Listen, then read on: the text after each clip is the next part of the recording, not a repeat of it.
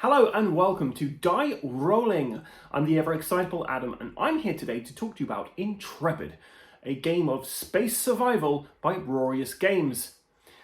I'm going to go straight to a little walkthrough of the gameplay and I'll be right back. So here we have it set up for a two-player game. We've got our Canadian guy over here and all the way over here we have the American. Now the different characters play very differently with the different dice they roll. So for instance, the Canadian is all about odds and even numbers and trying to manipulate those dice. And the United States, they can essentially just add and subtract to the values on the dice. So what we're trying to do here is we are trying to get through a bunch of missions. So there are 3 missions in here. We have to complete them, but we have to watch out for the meteor storm. And that's like an event that's going to be happening every round and bringing horrible things to our plants.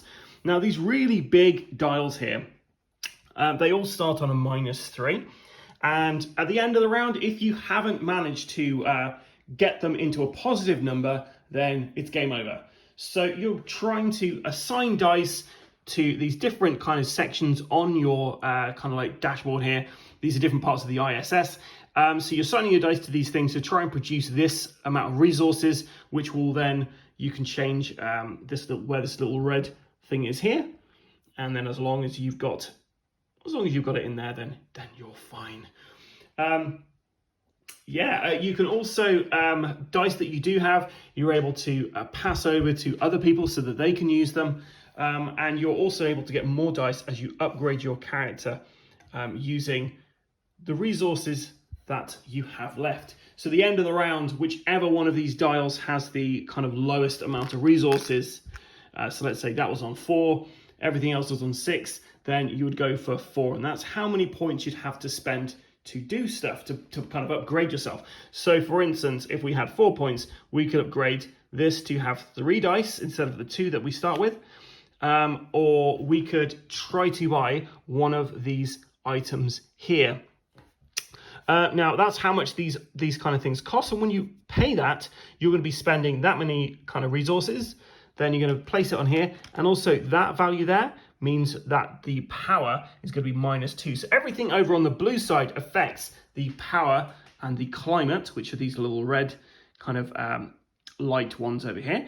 And everything you upgrade on this side is going to affect your oxygen and nutrition systems. So you do really have to work together. It's in your best interest to essentially work together to make sure that you need to upgrade your nutrition system, but not at the expense of your power system. You also have these special abilities that are available as well for each role you've got as well. And you can mix and match. So you could have like the medical officer. Maybe that's not going to be, maybe the United States guy is actually going to be a space flight pilot. This yellow dice is used when you're kind of determining where all the damage is going. So if a meteor kind of comes, it's going to be placing like some damage on anything that's in this section here. And when you have 4 cubes added to a section, then that is going to be destroyed. So hopefully you finish the mission before you get through the end of these. And the missions, there's 3 of these. And they're different every time you play this game. You can also add tiles to this little kind of offer row you have there by increasing the research track using your resources again. So the ones that come out next in the tier 2, they're obviously going to be better but more expensive. And if you're very fortunate, you can get all the way to tier 4. And they do really good stuff, but like I say, they cost a lot and you've really got to balance this all out. Now the game comes with 3 scenarios: a training simulator, the meteor shower, and the toxic leak, as well as some variants as well. Stay tuned to the channel because we will be doing full gameplay of those 3 modes in the not too distant future. So that is a brief overview of Intrepid. So what do we think of Intrepid? Well, it was a really fun game. It kind of reminded me a bit of the Apollo missions game where you've got one person in mission control and another person out in the spaceship and you're trying to kind of communicate with each other. Had the same kind of feel to it. You really did feel like you were in space and you were trying to survive this horrible disaster that was happening.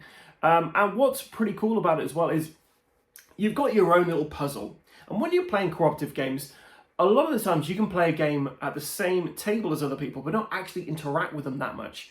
But this game, you have to interact with each other. So like I said, you have your own little puzzle you're trying to solve. You know that you've got to generate a certain amount of food or water, for instance. Food or oxygen, for instance. And you're thinking, right, well, I've got to place this here, this here, this here. I'm going to upgrade so I get this new thing out. But the problem is, if you're not communicating with the other guys at the table, then yeah, you could have as much food and oxygen as you like. But if there's no power or climate, then you are going to die. So yeah, you really do have to work with each other. And it comes to the point where you're rolling dice and you're placing them on your area, but then you also have to communicate with other people at the table because they might not have enough dice to generate enough resources for themselves. So you have the little ISS docking bit in the middle where you can basically transfer dice to other people for that round. The different characters you play in this have completely different ways of playing. For instance, you can go from the American, which is very easy because you're adding and minusing values to the dice that you're putting down, all the way to the Japanese, where they have, depending on how you roll the dice, you have to tilt them in a particular way, and then yeah, it's all about how they fall on the table and which way you want to rotate them. It's a lot more involved. So this has a solo mode with it, and I would highly recommend that before you actually sit down at the table to teach this to somebody, you just have a quick go of the solo mode with like the most basic character you can find in there, just to get a general grasp of the rules. Now, there are some things that you can miss in this. For instance, when you have the meteorite strike, any of those little cubes you're adding to the different tiles on the board, they will actually reduce the amount of resources you're producing. When we played, the first time we played, we had forgotten that rule, so we were like, oh, we've won this. It seemed like it was a bit easy, and that's because we weren't playing properly. So components for this game are fantastic. The only little niggle I have is that the dials sometimes can move a little bit to the left and right when they're not meant to. But overall, it's a really well-made game. It's really fun. It's easy to learn. It's definitely something I would highly recommend if you're after a survival, like a realistic survival game or a realistic space game. There's lots of space games where you're trying to survive, but this one really does feel like you're kind of grounded in reality a bit. They also have some irregularities, which are variants on the two scenarios you get in the game.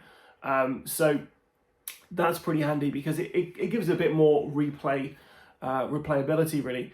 But overall, this is definitely a game that I would highly recommend for anybody who's after a cooperative space survival game. Thanks for watching this video. If you enjoyed this, and please like and subscribe to our various different social medias. You can find us on Instagram, Facebook, and of course YouTube. Intrepid is available at Chaos Cards, so check it out. And until next time, guys, stay safe and keep rolling.